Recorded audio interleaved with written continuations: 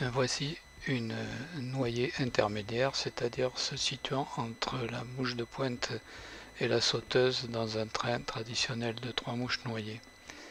Elle est censée représenter une larve de Ritrogena, c'est-à-dire de Marsh Brown en ascension vers la surface.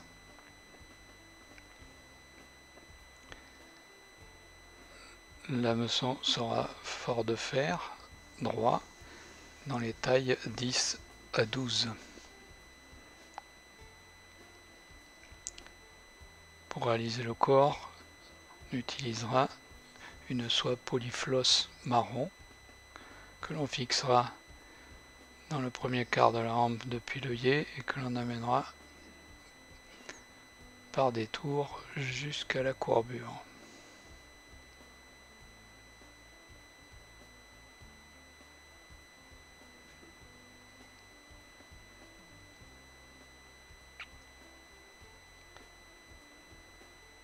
À la courbure, fixez un brin de fil rond jaune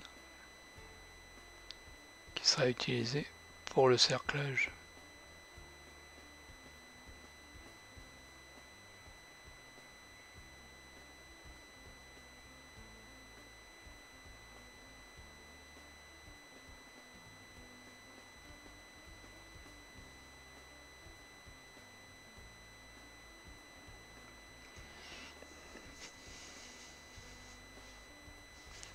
À l'aide de la soie polyfloss, formez un corps légèrement conique jusqu'aux 3/4 de la hampe.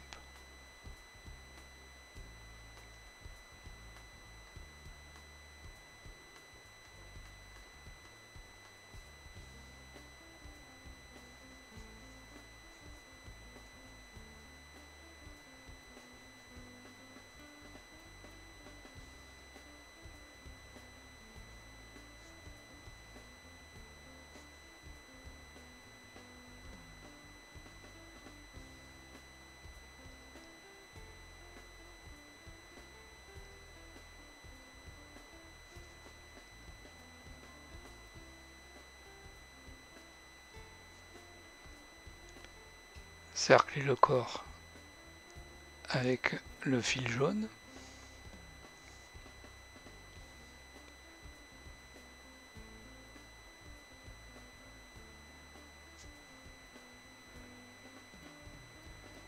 Qui représentera la segmentation naturelle des Marsh Brown.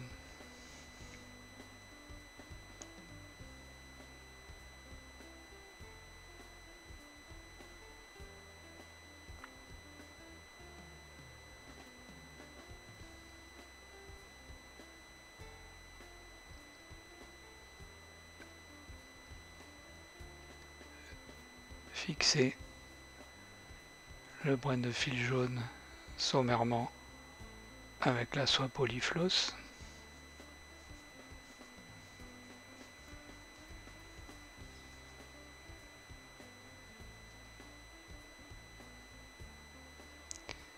Puis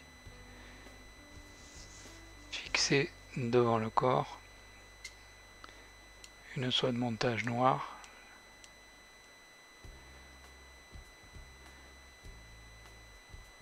qui servira à fixer définitivement et la soie polyfloss et le fil jaune.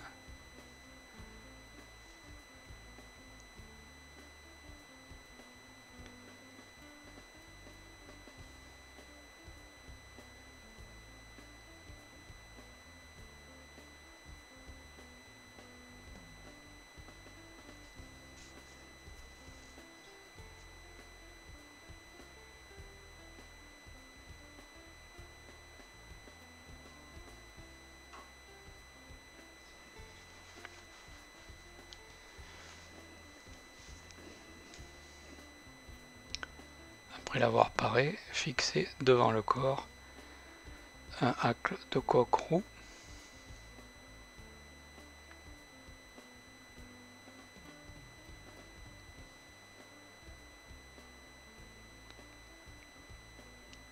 éliminez le pied du rachis.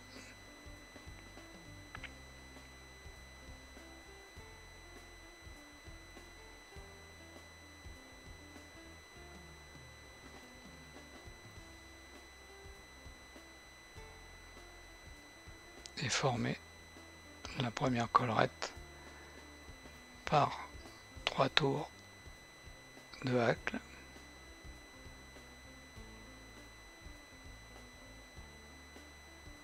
Fixer la pointe du hacle et éliminer l'excédent.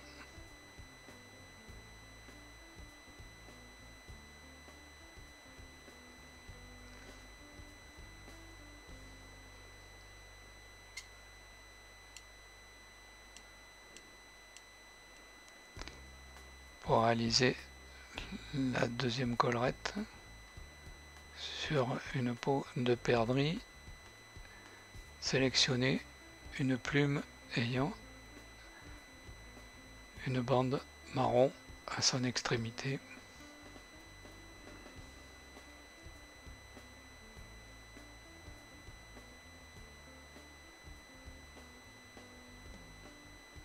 Éliminez toutes les fibres duveteuses à la base du rachis.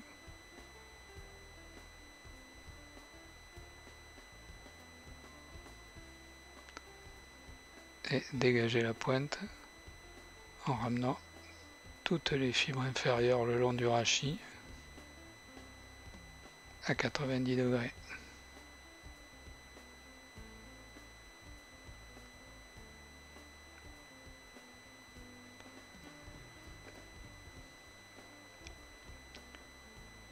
Fixer la plume de perdrix devant la première collerette par la pointe.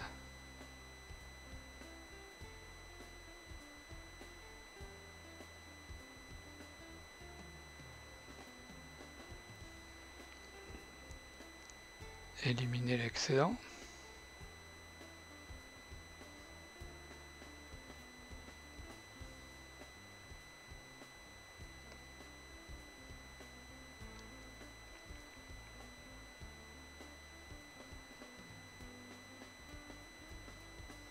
Puis réaliser la seconde collerette par 2 ou 3 tours de la plume de perdrix en ramenant les fibres vers l'arrière à chaque tour.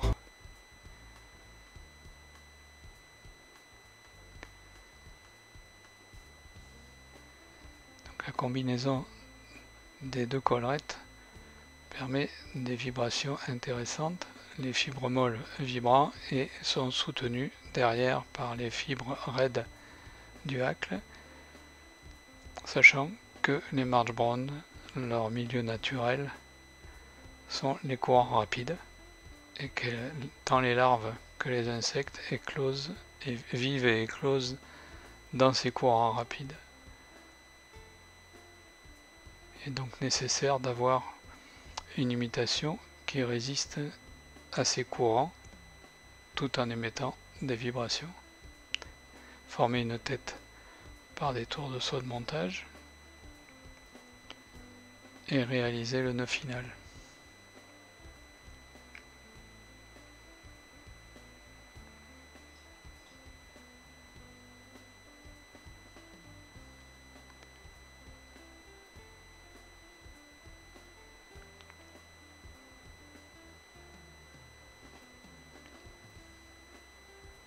Et l'imitation est terminée.